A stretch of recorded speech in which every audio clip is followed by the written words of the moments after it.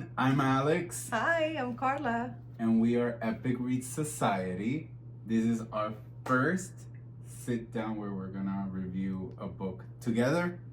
Heads up, we will probably have spoilers. We want to Probably. No, this is full of spoilers. We haven't talked about it. He finished it first. I just finished it yesterday, and I don't think I slept that well because, oh my God, this book. So yeah, spoilers ahead. Spoilers. Yes. So like you mentioned, we haven't talked. We bumped into this book because of Book Talk.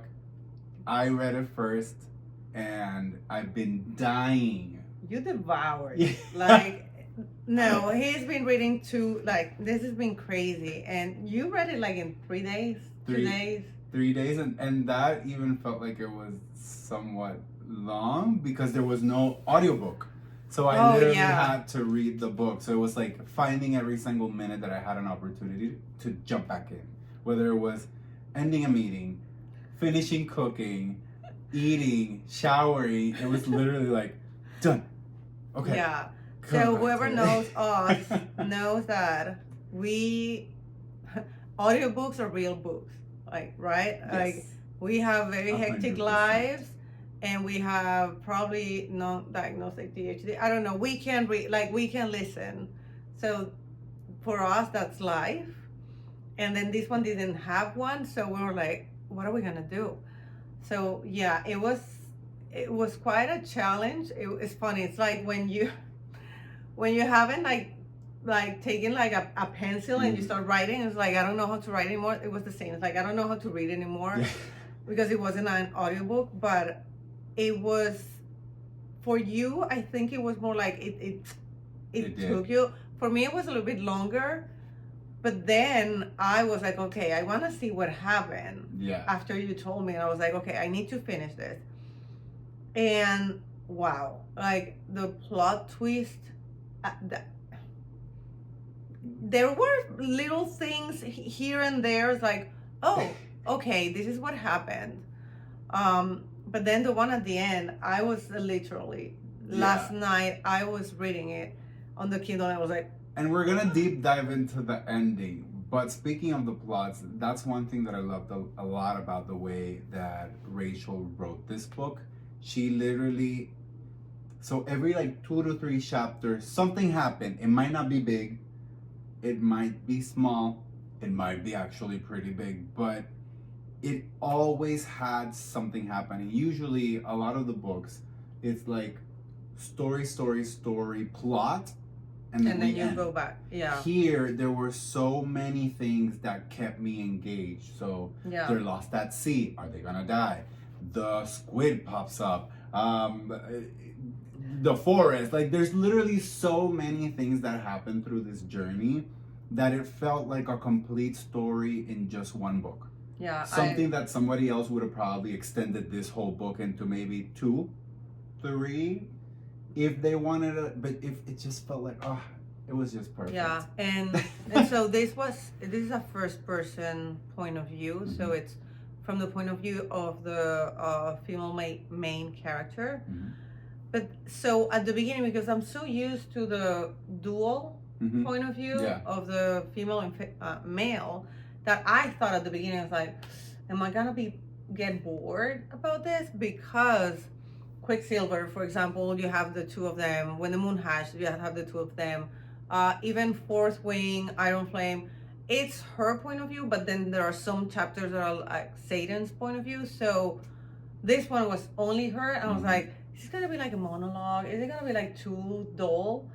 And Rachel really managed to offer his point of view without having him like talk about it, like, okay, I can see her and she's so beautiful type of thing. Like, I felt that I could be in his head from her point of view. That was trippy.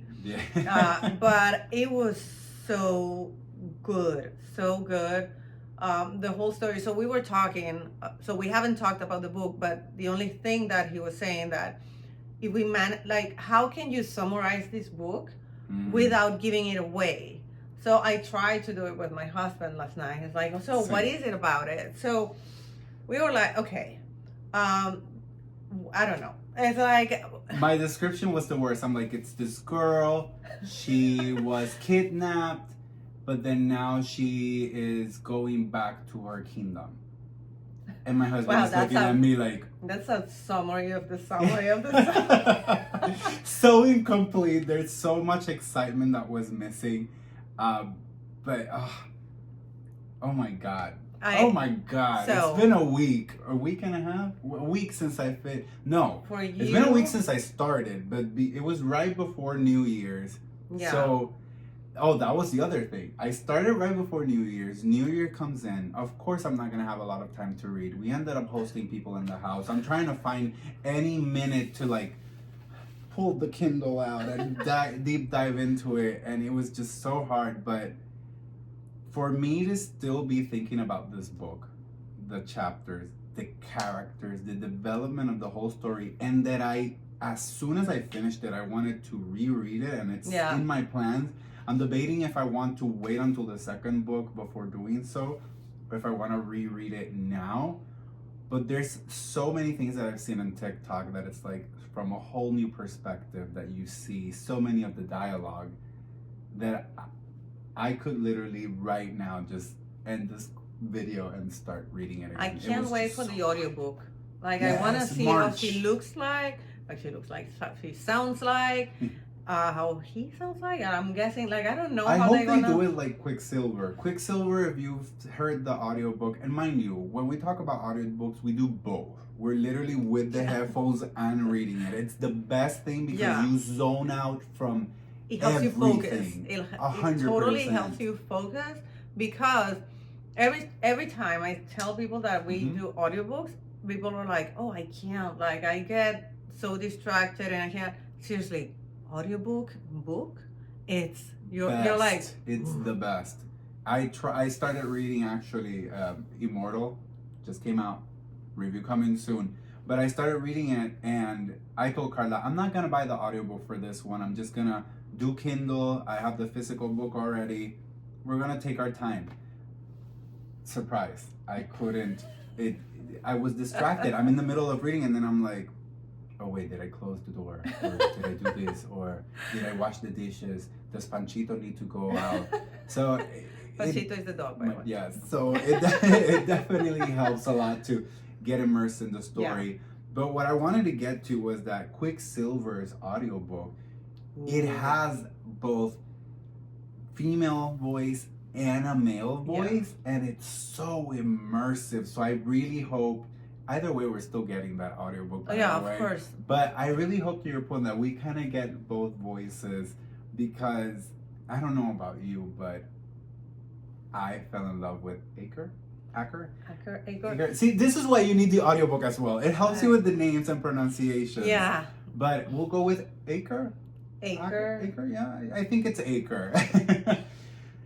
Aker. I fell for this guy like I haven't felt for another MMC in any of the books that we've read. And I don't know if it was because he was tough and masculine and but at the same time there was something so sweet about him. He was super sweet.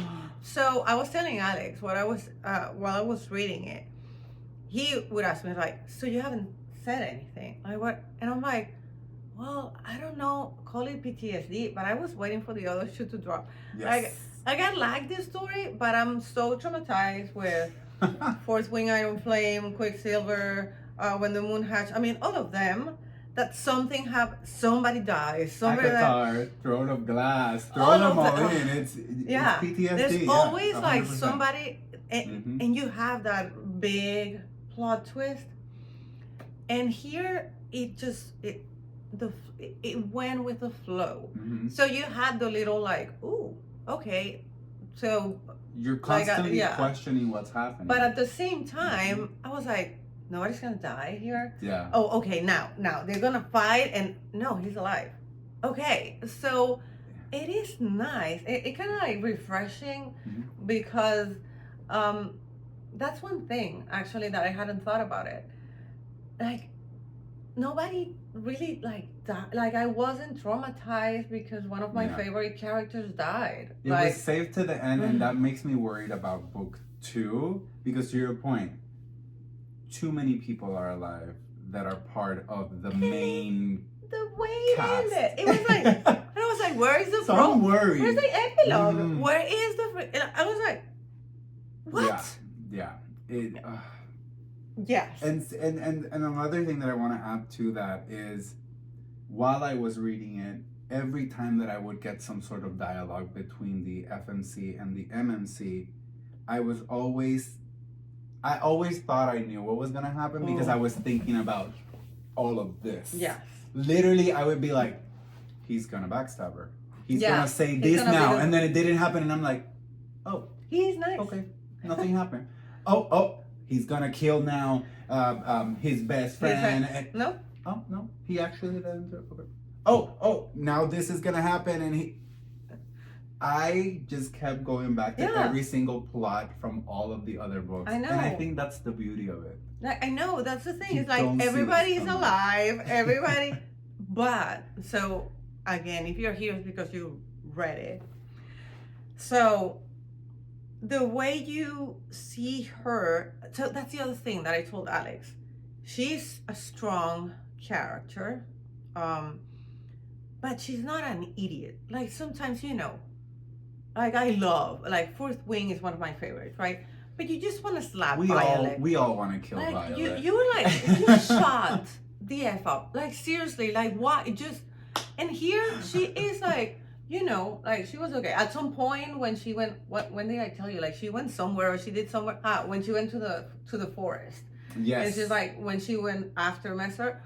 And I was like, see, okay, now she is doing like. But I was the hopeless romantic. But because that was like one of the little details that Carla would talk to me about, and I go, but the way she sacrificed themselves, it's just we'll be together. I know, okay. But at the same time, I was like, okay, well, no, it made sense after. But when she said, I'm gonna get into it, I was like, okay, Violet, is that you? Like, is that like, come on, making the wrong choices? Yeah, but no. So that's what I think. Like, I love from her is that she's like I would say normal person, of course, who knows how to use a sword and fight and all of that. So not me, but she can stand for herself. Like I could really see myself in her because.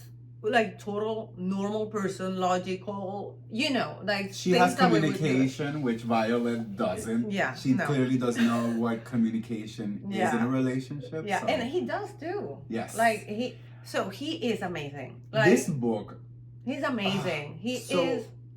Even though it's a romantasy, honestly, if you take away the ending of the plot, that plot twist at the very end. The book for me, more than romantasy, for me was romance.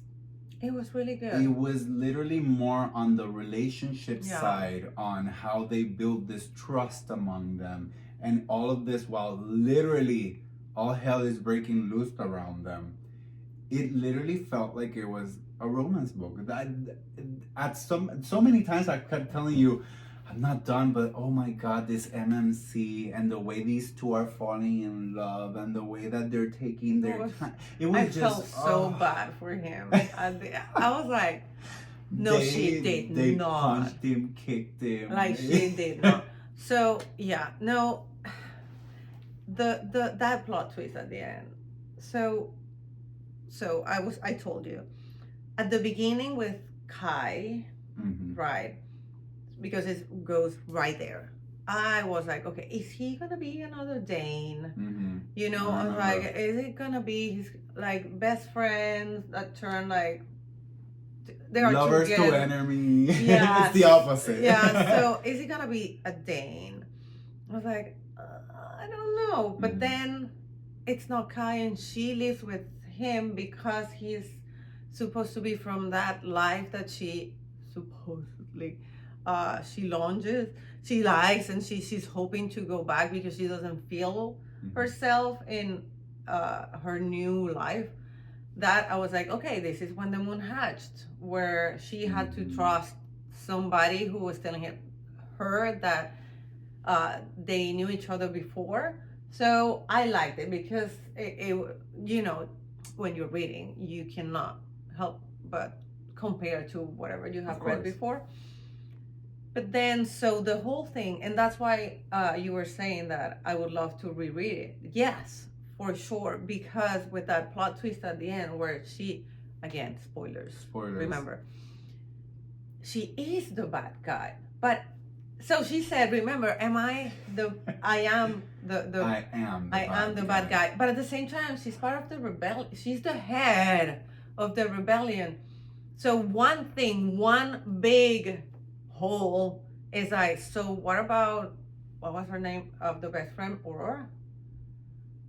Yes. So because we'll see. We'll double check. So her best friend. Mm-hmm. Well, that was like Imogen in True. Like it was like we tolerate each other because we are the only girls and type of situation. But at the beginning, when she was the one who detonated the market and all of that, that was her friend. Mm-hmm. So they took her because she was part of the rebellion. So they said, we're just gonna free her so she can lead us to the rebellion lead and all of that. They don't talk about her anymore.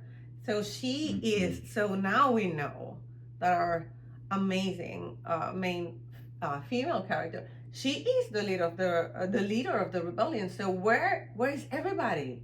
Yeah. And that happened along the way as I was getting closer to the end. I kept saying, it's too quiet. Where's Kai? Where's the whole army coming to get her? Where are all these different moving pieces from before they got on this boat and they started this whole chaos? Like, where's everybody? And then you get your answer at the very end by knowing that she is the bad guy. But mind you, when she says bad guy, I think it's a bad guy from the point of view of the person. And the point of view of the king. Exactly. She is against, so the whole idea or the way they have pictured at the beginning was that from where she was from, that Ren took her, so kidnapped her. So he was the bad guy. And the king, so Acre's dad, he was the good guy. Mm-hmm. So good and bad type of thing. And so when she comes, she says, I'm the bad guy because she's the leader of the rebellion. Of course. But if the king is the real villain, then she is not really the bad guy. She is. Correct. She is on the good side of the force. I don't know how to tell it. Like she, you know. It's still confusing, and I feel like there's a lot of questions that I have between that same thinking because does Kai father is he aware of what's happening? Like, so okay. It's basically a he said, she said, and then in the middle we have the rebellion. So the rebellion isn't even standing for either side, correct? Yeah, they are. The rebellion is not supporting the ones at sea. The rebellion is not supporting the ones in land. The rebellion wants to bring everybody back. Yeah. But obviously there's these two kings that don't get along. The part that drives me mad is that the king that's Alaha? Uh-huh. The king from Alaha is nice. The way he treats her, remember how she was describing about how they look at her, that they took her as their daughter. They were very nice with her, even as they grew at that point where the explosion happened. They do mention or kind of jump ahead with you guys are getting married, but I feel like everything was done in a way that it came from the heart in a way. Well, they kind of took her in, right? Because But why? That's the thing. So we have questions. I know. We have so many. That's why we need to reread it. So. And I don't think we're gonna get the questions rereading it. I think that's gonna be in the second book because oh my god. Because the story, so the official story was that she was lost at sea, and they found her. Her parents were dead. Mm-hmm. They found her, and so Kai's parents took her in, and she was one of them. So that when when I was reading it, I was before the plot twist at the end. I was like, wait, okay, she lives by herself. She was in that little urchin row, which is like sketchy type of thing, but she was there because she didn't have. That's where everybody with no parents, and Yeah. so it was not because they didn't like her. Like they were. I mean, she was gonna get married to Kai. Well, matched to Kai.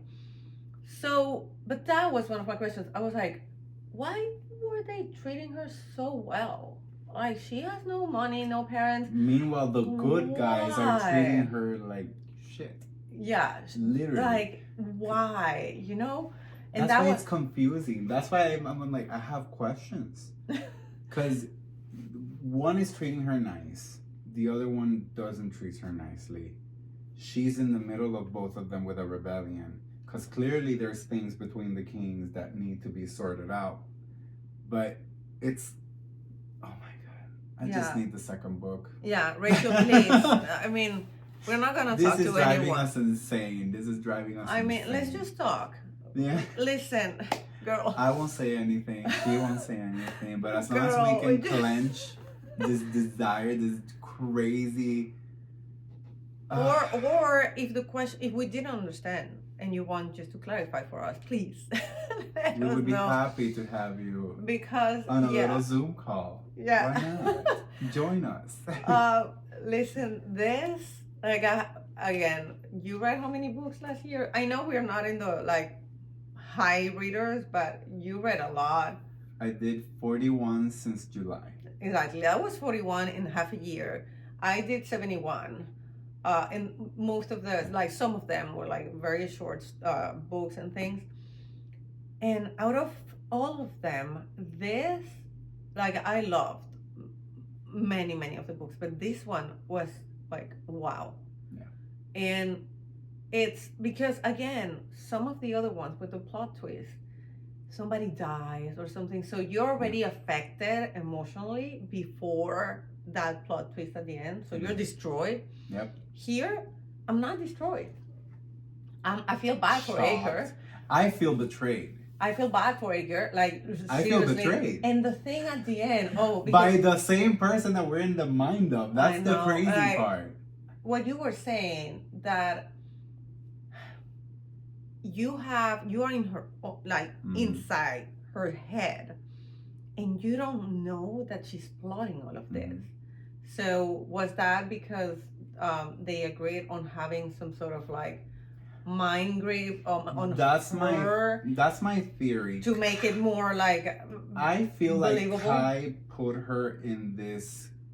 They created they created this idea, this plan where he purposely, through her agreement, altered her feelings and memories of swords. This is the way that I see it.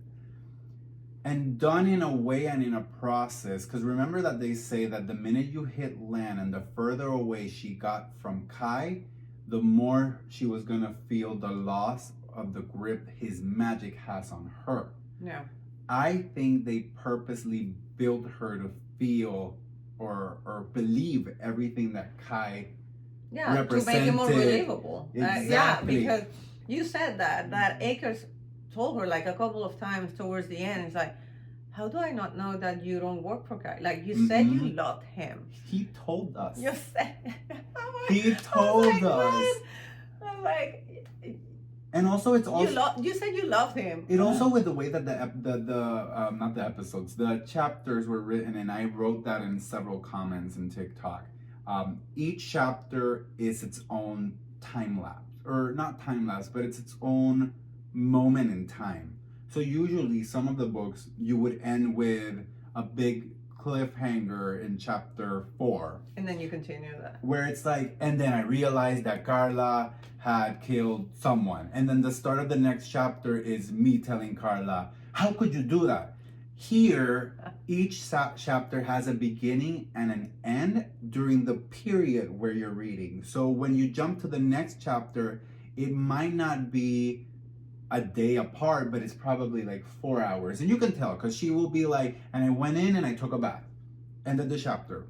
And then the next one, it's like during the morning as I was walking, da da da da da. So now things happen that you don't know. Yes, there's a lot of little empty places. And I remember one of them, and this is the reason why I want to reread it, because my mind can like, I'll start mixing books. But I could have sworn that Bo, there was one part where she got something in the library and she said it was something like, remember that my mom sees the future or something like that.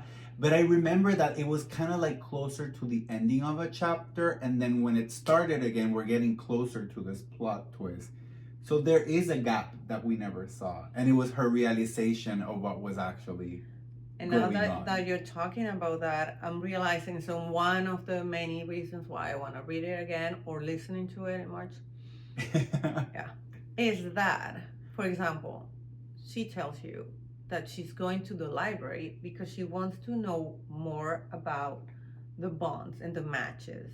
So you're like, okay, so she wants to know if she can trust Ager because she doesn't know, like, right?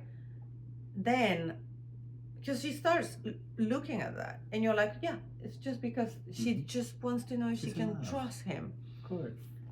And then you realize that she wanted to know more because she wanted to, like, she didn't want him to kill her.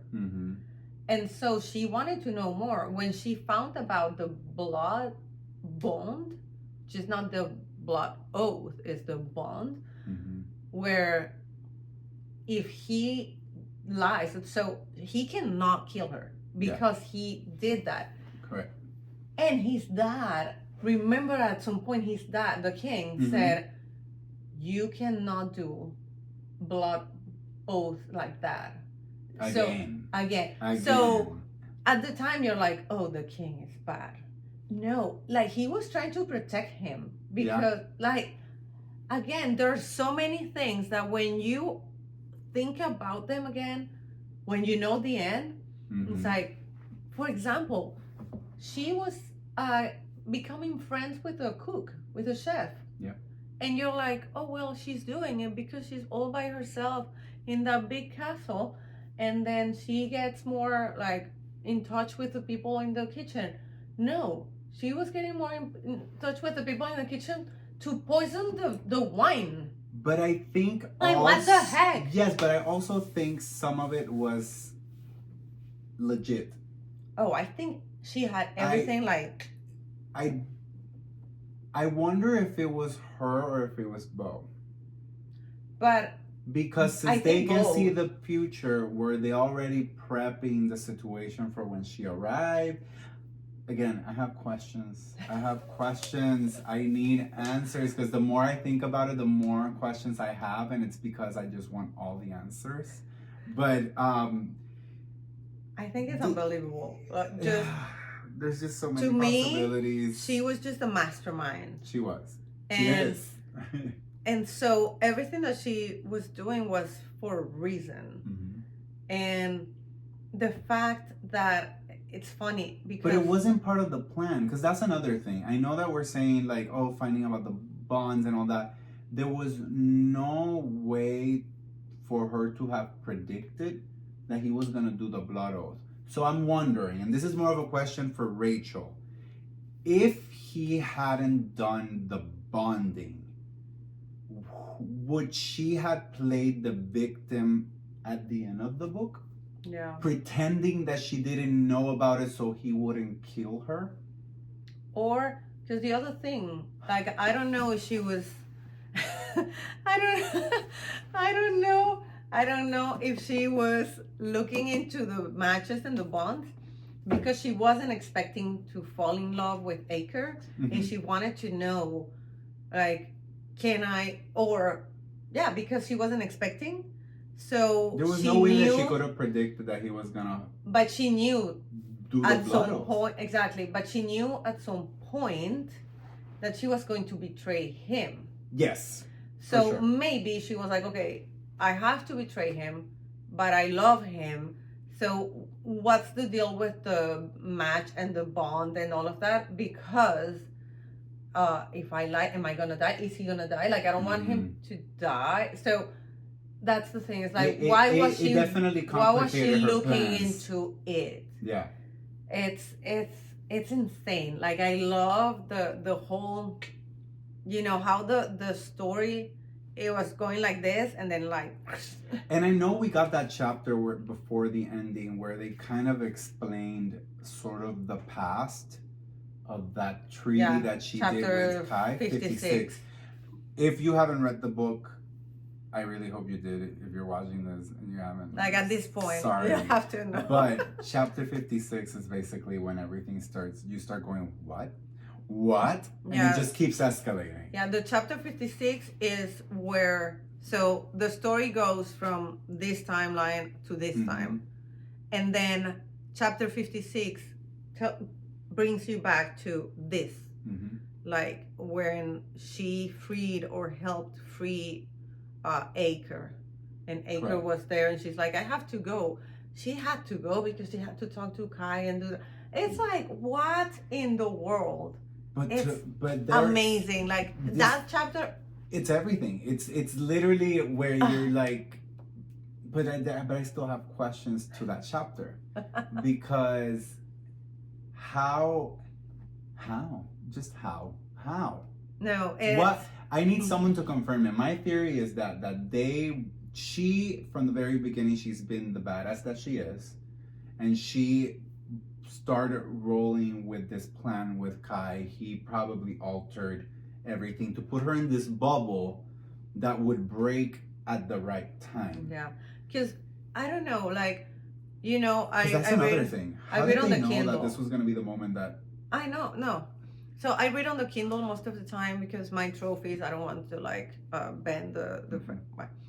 And so I was highlighting things here and there that are like towards. So if the amazing chapter was 56, I think it was towards 40, late 40s or 50, that her demeanor was more, how to say, she was thinking about the end. She kept thinking and she kept saying, but when this ends, or if it doesn't, if this doesn't last forever, that one, things like that. And of course, at the time, you're just thinking, oh, Acre's gonna kill her. It's gonna happen. Something's gonna happen. But you never think at the beginning, at that time, that it's because she knows, and she now remembers everything. And now she's like, okay, now I have. One question that I have, and maybe you can, I don't know, give me your opinion. At some point when she was thinking about the blood oath bond, she realizes at that point that he was saying, because this and this, and because I love her. And she says, okay, I thought that he just said that he loved me, so we could pass and we wouldn't have any trouble. But after reading and knowing what I know about matches and bonds, I know that he couldn't lie, because if you do a blood bond while lying, then you die, both die. So if he said because and I love her and he didn't die, he was telling the truth. Right. And then she's like, he loved me, he loves me, he loves me, he loves me. And then she's like, oh my God, he loves me. So after the end of the book, like, why was she so happy that he loved her? Was that because she's like, okay, so I can manipulate him? I think it's because she loves him. I don't think she ever expected to fall for him. She had a plan, and you can see it in the end. She spared his life. And she said, you don't see it, but the bad guy is your dad. She even points out about the different abilities. Apparently this king can manipulate fire. Meanwhile, he was able to make, I forgot her name, or FMC, do things that she didn't want to. So he told her bow, and she said, Oh, he my like body bowed without me moving, Joe. or Joe or B, depending on depending on which part of the book, which uh-huh. character we want to If relate you're to. with a rebellion, so you she's B for you, or if you're on the other side, she's Joe. B. I'll go with Joe because of Acre. Acre. Now, this book was yeah, but I do think it was unbelievable. that. I really do think that it was her I don't realization know, that she had fallen. He was collateral. I think he was always meant in her mind. Remember that she didn't know Bo. So in her mind, I feel like she thought, for me to do this, I have to execute the plan entirely. And that shifted to the possibility of not having to kill him in the process. So you think that, don't you, so do you think that Bo wasn't in since the beginning? Because the rebellion is just not like with Kai and Messer and Aurora over there. It has to be bigger than that. It has to be yes, larger for sure. And they have been going to the market at least once a year. Yeah, so not for her, so Kai has been studying, because this was not Kai's first time at the market. No, because I think so that they were probably studying the whole situation. Yeah. They already had an eye on Acre. Yeah, because I think that Bo reminds me from Akotar, Morgan. What was her name? The blonde one. Okay. Her from Akotar. Like a very badass, very. So I don't believe, and this is me, right? I don't want to believe that she wasn't in from the very beginning. Oh, she was. But like from when I say from the very beginning is from even before Acre went to get her. I wanna say yes. Because I don't think that Joe or Bryn went back with Acre and it's like, oh, you have a sister. Although she says, she is surprised that he has a sister and it's not the same mom, type of thing. Oh, the mom. I'll go back to the mom. Yeah.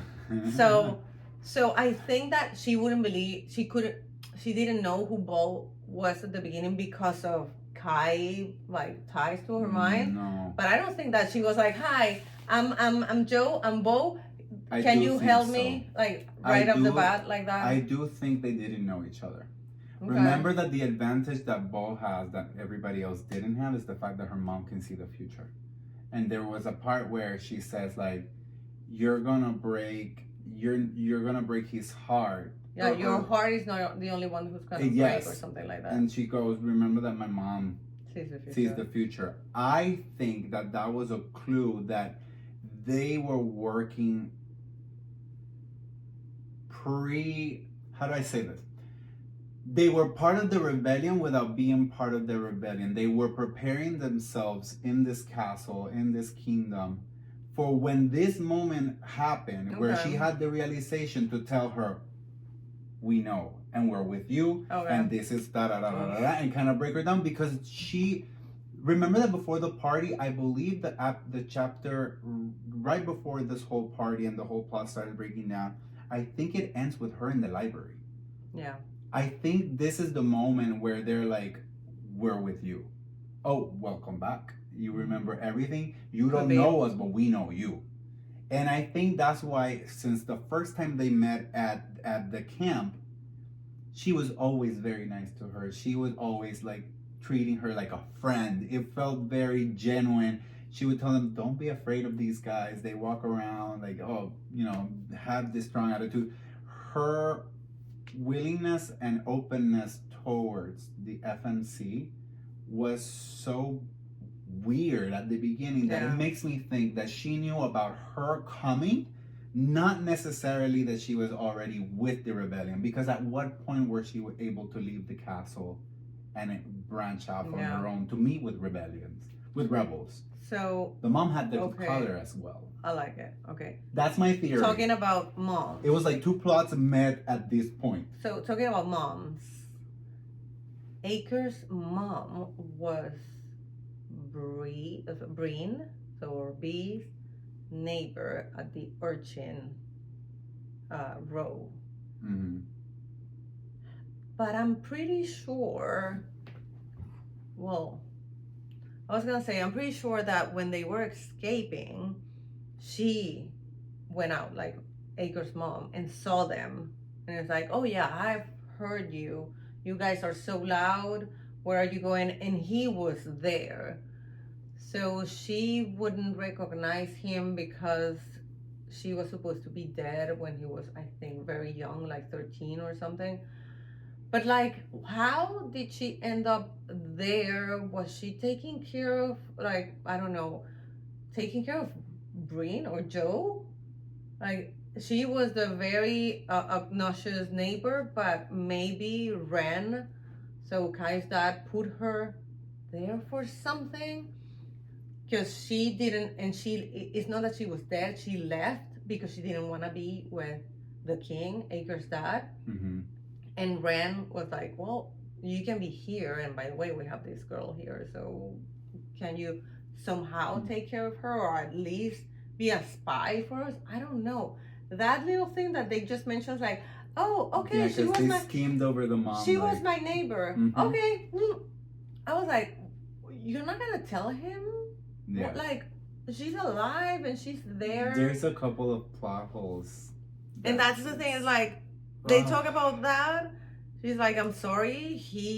And you remember the very end, he slaps her, like Acre slaps her, and he starts bleeding because he cannot hurt her. Yeah. I was like, and then I think the end. I'm like, oh my God. I do think that slap happened because he wanted to test the bond. He had this conflict, and at that moment, rage took over. If he hadn't had a reaction, I think he probably would have acted on instinct and probably had hurt her. I would. I think the slap, seeing that, and he's like, see this, like I was like what I'm saying, like he slapped her. He says leave. He orders. And then I keep my eyes on him. Messer does the same with feline grace, lifting his upper lip and showing Acre his elongated teeth. As he passes, Acre shouts, go, before I kill us both. mm-hmm. My chest caves as my heart finishes cleaving in two. He was testing the bond. I leave him and I don't look back. The end. Like, blank. I was like, what? This is the best and the worst cliffhanger ever. Like, I don't know.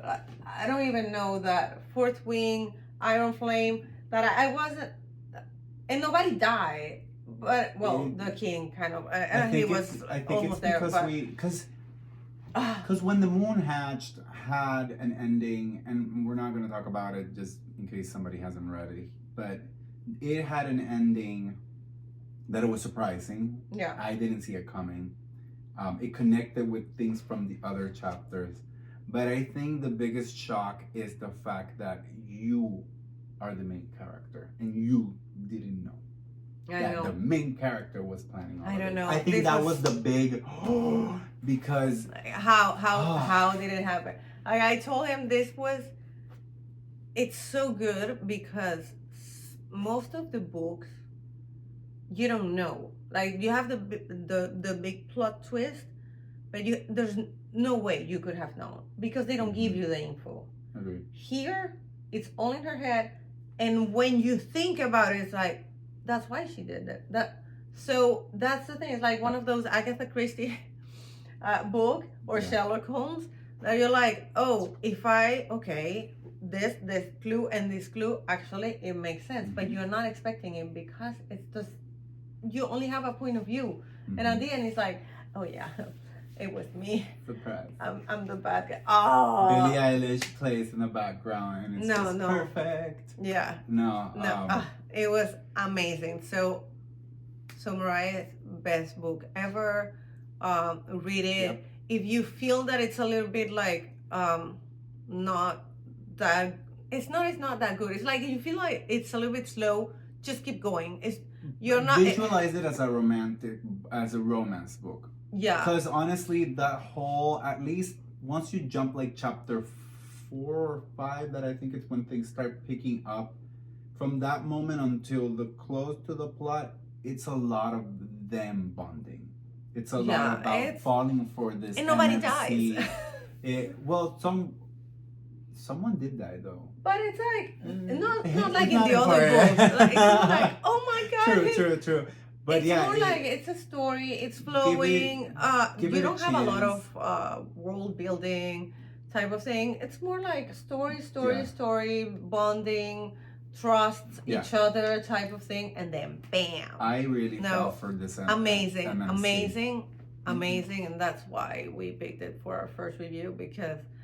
And that wasn't the plan. Our plan was Onyx Storm. We were gonna kick off with that one for a video, but the way this book surprised both of us, we definitely felt that it deserved to not give it time to process. Let's just go into it with what we're currently feeling and just put it in this video.